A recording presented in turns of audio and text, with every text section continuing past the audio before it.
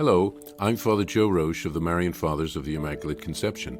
Thank you for joining us as we continue with our year-long journey, reading the diary of St. Maria Faustina Kowalska from beginning to end.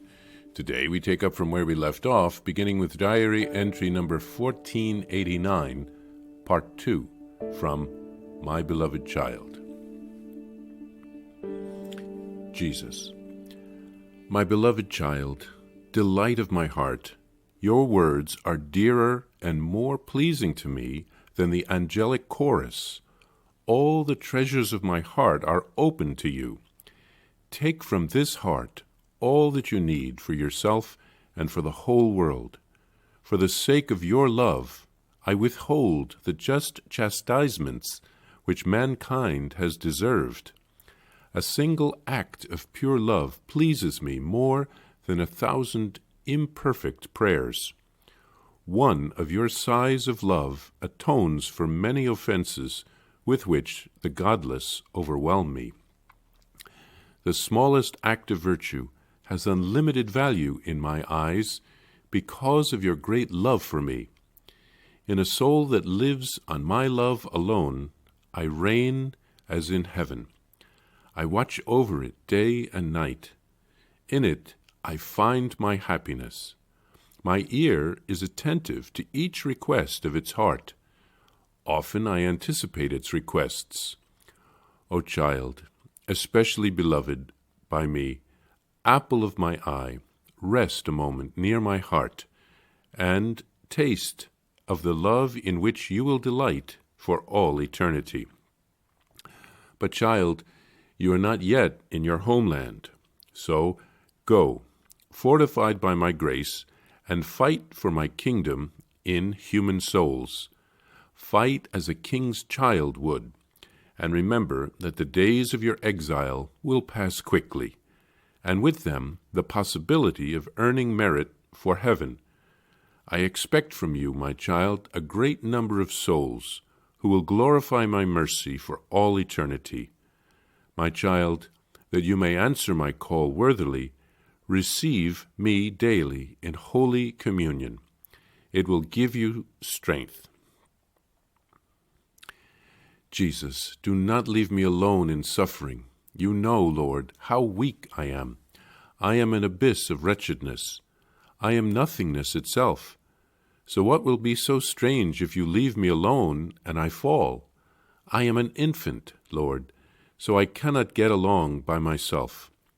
However, beyond all abandonment, I trust, and in spite of my own feeling, I trust, and I am being completely transformed into trust, often in spite of what I feel. Do not lessen any of my sufferings, only give me strength to bear them. Do with me as you please, Lord, only give me the grace to be able to love you in every event and circumstance. Lord, do not lessen my cup of bitterness, only give me strength that I may be able to drink it all.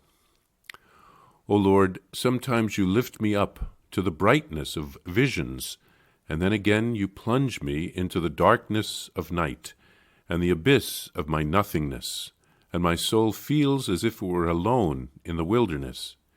Yet, above all things, I trust in you, Jesus, for you are unchangeable.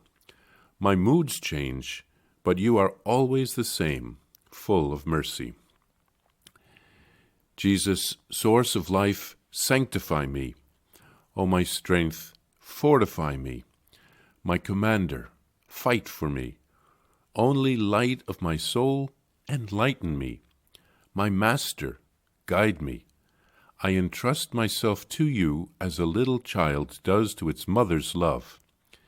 Even if all things were to conspire against me, and even if the ground were to give way under my feet, I would be at peace close to your heart.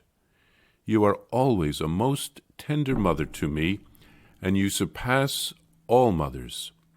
I will sing of my pain to you by my silence, and you will understand me beyond any utterance. The Lord visited me today and said, My daughter, do not be afraid of what will happen to you. I will give you nothing beyond your strength. You know the power of my grace. Let that be enough." After these words, the Lord gave me a deeper understanding of the action of His grace. Before Holy Communion, Jesus gave me to understand that I should pay absolutely no attention to what a certain sister would say, because her cunning and malice were displeasing to Him. "My daughter, do not speak to this person about either your views or your opinions."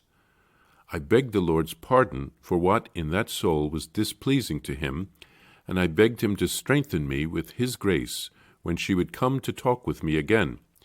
She has asked me about many things, to which I gave answer with all my sisterly love, and, as evidence that I have spoken to her from the bottom of my heart, I have told her some things that came from my own experience, but her intentions were something quite different from the words on her lips. Here, Jesus responds to the outpouring of the heart of the perfect soul that we heard in the last podcast. Jesus is pleased with the words of the soul who recounted all the ways that Jesus had helped her to grow spiritually. Jesus tells her that the treasures of His heart He wants to share with her. They're all open to her. And the just chastisements for the sins of the world are being withheld because of her sacrifices and her prayers. Jesus says the thing that pleases Him most is a single act of pure love, and that the smallest act of virtue has unlimited value to Him because of the love in her heart. We are all to love God with our whole heart, soul, mind, and strength, but how many of us do it? And so when Jesus receives that love from a soul that is close to Him, He opens the heavens for that soul. He tells the soul to rest in His heart, and then He tells the soul that the journey is not yet done, so she should go back into battle, fortified by His love. The soul asks for Jesus to be with her when she suffers. The soul is very aware of her weaknesses, and she needs Jesus. She trusts in Him, and this transforms her. She trusts Him whether she is blessed with visions or left in the darkness. She asks Jesus to sanctify her and to strengthen her. The Lord later visits Saint Faustina and tells her to not be afraid of what would happen to her in the future. He knows her, He knows what she is capable of enduring, and His grace will be sufficient for her. And then Jesus warns Faustina about another sister who asked her opinion about some things, but she did not do so with pure intentions. So we'll find out how this turned out in the next podcast.